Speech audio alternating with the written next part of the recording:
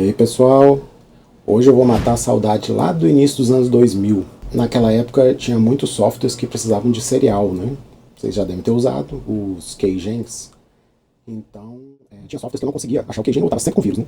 Aí eu pensei, vou aprender a como fazer esses cracks, né? Como quebrar esses softwares que pedem senha, pedem serial, etc. É claro que hoje a coisa é mais embaixo, né? Hoje é diferente do que eu vou mostrar aqui. Vou mostrar o básico, até para que seja um pouco entendível, né? Principalmente para quem não é de TI. Mas mesmo para quem é de TI, é uma área muito específica. Então, se liga aí que eu vou mostrar para vocês. Eu nunca nem usei um keygen. Todos os meus softwares são originais. Sempre foram.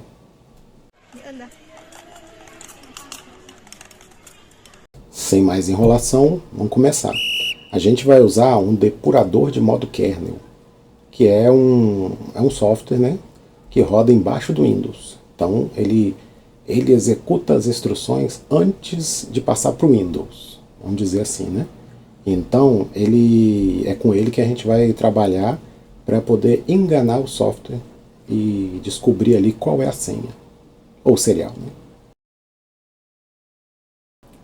A gente vai supor que a gente tem uma aplicação chamada CrackMe. A gente não sabe qual é o serial. A aplicação vai pedir o serial e a gente vai digitar e vai dar errado. E a gente vai executar o depurador e tentar descobrir qual é a senha, ou fazer o bypass nela, ou simplesmente fazer que ele aceite. É a mesma coisa que um crack faz. Pega o software e transforma ele de pirata em original, né? Pirata em original foi meio corporativismo, né? Na verdade, ele continua sendo pirata. Vou mostrar para vocês então a aplicação CrackMe, né? Vou executar aqui o prompt do MS-DOS. A gente tem aqui o CrackMe, a gente roda, ele pede o serial. A gente não faz nem ideia, né? A gente não comprou o software. Se tivesse comprado, você ia ter o serial bonitinho. Como não comprou, a gente tenta acertar aqui. Assim. Não. Tentar de novo. 5555. Não dá. Não sabemos o serial mesmo. E para não comprar o software, o que esses malandrinhos faziam? Bem, como eu falei no início, né? Eles usavam um depurador de modo kernel, que é o software que vai ler a memória antes de enviar para o próprio programa, né? Até para o próprio Windows. Então, assim, para usar esse depurador, você precisa de um conhecimento de assembly. Primeiro eu vou mostrar para vocês o manual do ASME, né? Do Assembly, aqui do estado de Virgínia, né? Só um exemplo. Aqui é do x86. Então a estrutura vai mudar um pouquinho, vai aumentar, né? Para 32 bits, 64. Aqui começou com 8 bits, depois juntaram outro, 16, agora 32. Nesse exemplo aqui, né? Esse é o x86. Se você quiser estudar os outros, você pode ver. Vou falar bem resumidamente, tá? Só para conseguir entender alguma coisa que eu vou falar depois. Aqui são os registradores. Antigamente chamava de acumulador, de contador, mas já nessa época aqui você podia usar qualquer número aqui dentro. Só esses dois aqui, o stack pointer e base pointer, que são importantes. É basicamente assim, aqui dentro você coloca um número, por exemplo 7, coloca outro número aqui, 4. Aí você vai jogar uma instrução, somar, add, né? Então soma um com o outro, 5 mais 4 vai dar 9. Então, assim, o computador faria essa conta. Por quê? Porque ele só consegue trabalhar com registradores. Como é que ele vai? A gente está falando antes da memória RAM, a gente está falando dentro do processador. Então, assim, é difícil de visualizar. Você precisa ter um pouquinho de visão de memória, de como que é o funcionamento ali da máquina, né? Do processador. Mas, depois que você aprende, é fácil, né? Como tudo, ou quase tudo. Dito isso, vamos para o depurador, que no caso aqui eu vou usar o SoftEyes. Eu adorava o SoftEyes, curtia aos montes isso aqui. Basicamente, você vê lá em cima os mesmos registradores que eu falei, eles também estão aqui, né? O EAX, EBX, SX, lembrar aqui, né? Os registradores lá em cima. Então, você vê que a cada instrução ele vai atualizando lá em cima. Então você consegue ver o que está dentro do registrador do processador naquela instrução. Ali, por exemplo, nesse momento ali, o software, o Windows em si, né? O computador está parado. O processador ele está paralisado, esperando eu autorizar a próxima instrução. Isso aqui assim, o nível mais baixo que tem. Dentro dos registradores ali, é 0 e 1. Está convertido para hexadecimal para facilitar a visualização, né? Mas basicamente é 0 e 1. Eu não vou falar dos conceitos de pilha, pointer, vou evitar isso porque eu sei que a maioria não é de TI, né? Então não vai entender. Mas para quem é de sistema da informação, de alguma disciplina assim, basicamente o processador ele tem uma pilha de instruções, ele vai retirando da pilha, né, e executando. Então, por exemplo, ali a primeira instrução você já vê ali o push ABP. Ele vai pegar o conteúdo do ABP e vai jogar na pilha. Isso quer dizer que ele está preparando para fazer alguma instrução. Agora eu vou mostrar a fineza da coisa. Você vai ver como é sutil e fácil.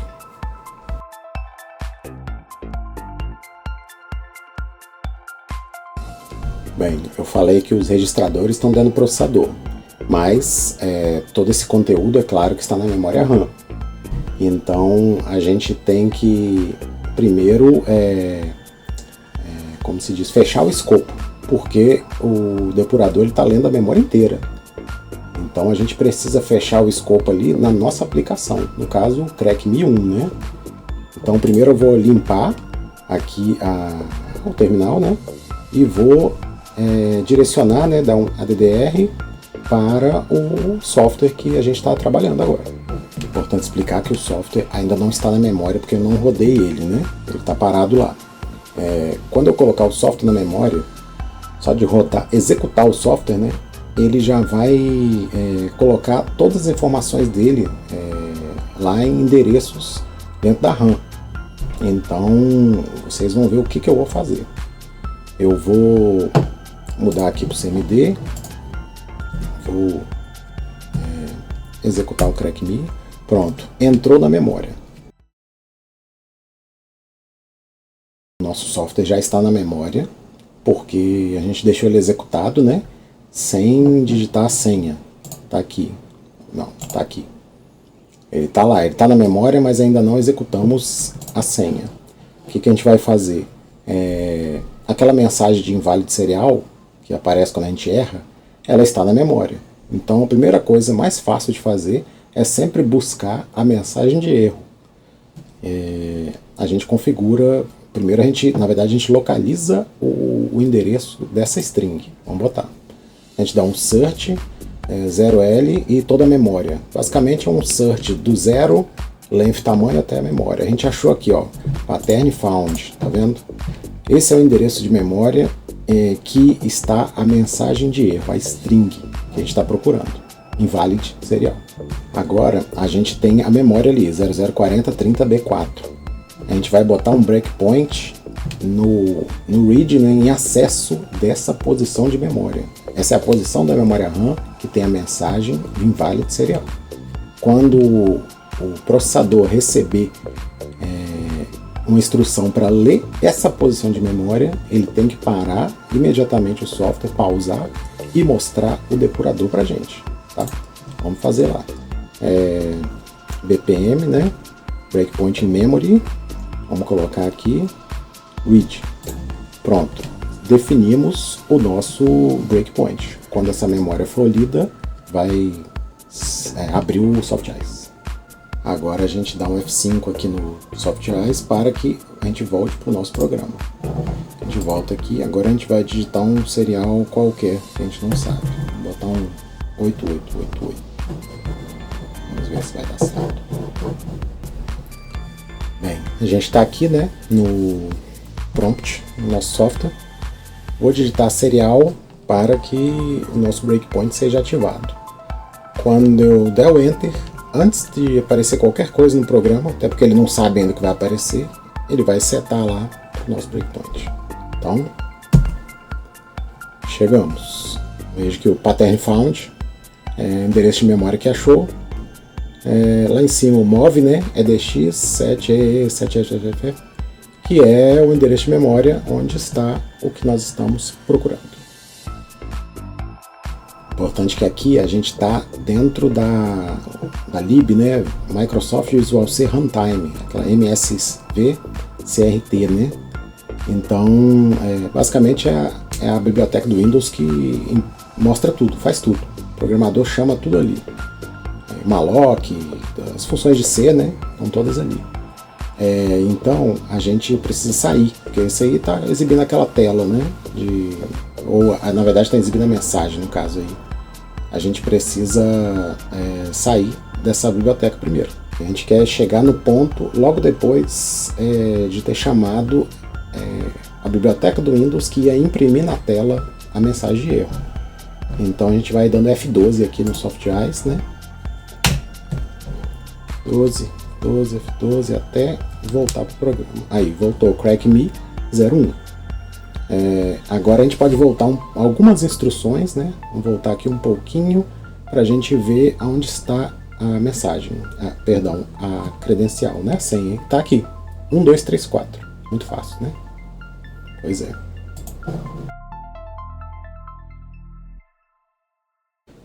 Por que a senha está aqui, né? O serial? Porque ele precisa estar em algum lugar para ser verificado. No caso desse nosso exemplo aqui, ele está na memória, né?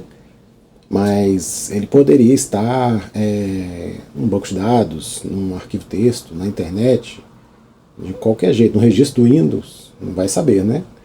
Mas com certeza dentro do código, se você abrir lá, procurar um programa, dificilmente vai ter lá o serial sem estar criptografado, né? Para você conferir. Só usando um depurador para você ir na memória, igual a gente fez aqui, e ver a senha. Mas a gente vai fazer melhor. A senha 1, 2, 3, 4, mas a gente quer ignorar. A gente quer que qualquer coisa que não seja 1, 2, 3, 4 seja aceito como o serial válido. Agora a gente vai para a parte que a gente sempre procura, né? Que é o JNZ, ou Jump. Você vê aqui, ó, JNZ, né? Ele está verificando, fazendo uma comparação. Está sempre atrelado a um CMP ou a um teste, né? E basicamente está verificando se a senha que você digitou é a senha esperada, né? Esperada pelo software.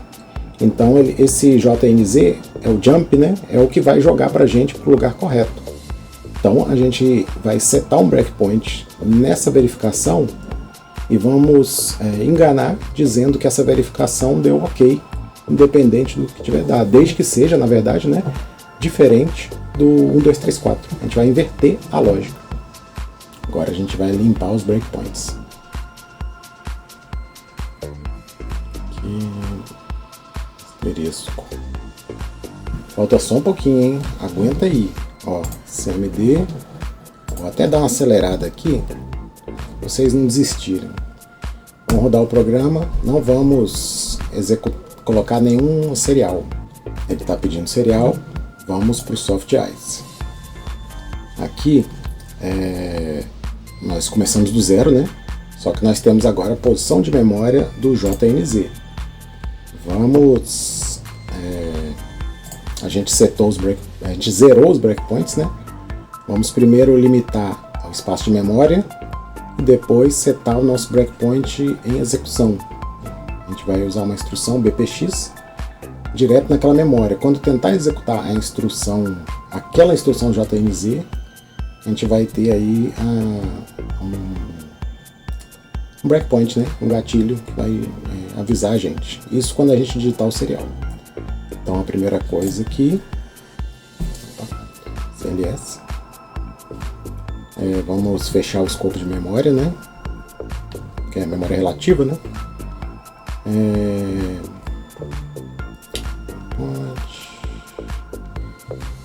Isso aí. Recapitulando, a gente descobriu onde está a posição de memória do teste, se a senha é certa ou errada. Então agora a gente vai digitar a senha aqui, qualquer uma que não seja a senha certa, né? Porque a gente vai fazer uma inversão na comparação e vamos apertar o Enter e ele imediatamente vai me jogar lá no SoftEyes de novo. Então a gente vai lá para o SoftEyes. Tá aqui, deu break na posição de memória que a gente queria. Era exatamente o que a gente queria. Um adendo, né? Esse BPX é muito poderoso. E a gente consegue colocar, por exemplo, um breakpoint na função Message Box A do Windows, né? O A de 32 bits. E, por exemplo, né? Então a gente consegue breakpoint em qualquer message box que o Windows exiba, a próxima message box no caso. A gente não precisa saber nem a posição de memória, né, daquela específica. No nosso caso, que a gente está fazendo mais difícil. A gente está pegando a instrução de comparação específica do software. Então, vai servir para qualquer um, né? Qualquer um vai fazer uma verificação dentro do código. Bem, explicar rápido que toda vez que tem uma comparação, tem registradores especiais, flags, né? E existe um registrador desses que é zero flags, e flags, né, em 32 bits, que a gente está brincando aqui com 32 bits. Esse registrador, depois de comparação, vai ficar com 0 ou 1. O que a gente vai fazer é zerar ele, inverter ele. Bem, o SoftICE é tão legal que ele já mostra aqui o jump. O LJNZ ele já mostra na direita que ele vai dar o jump. Ele leu a flag, né? E zero flag, viu que tá para isso. Mas seria só a gente olhar no registrador. Então, o que a gente vai fazer agora é zerar, inverter essa flag e depois caminhar nas instruções até finalizar.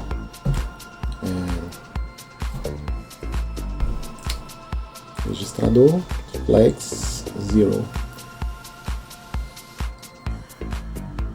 Então, você vê aqui no jump. Vamos caminhando aqui passo a passo até chegar no exit programs. Ó, o jump.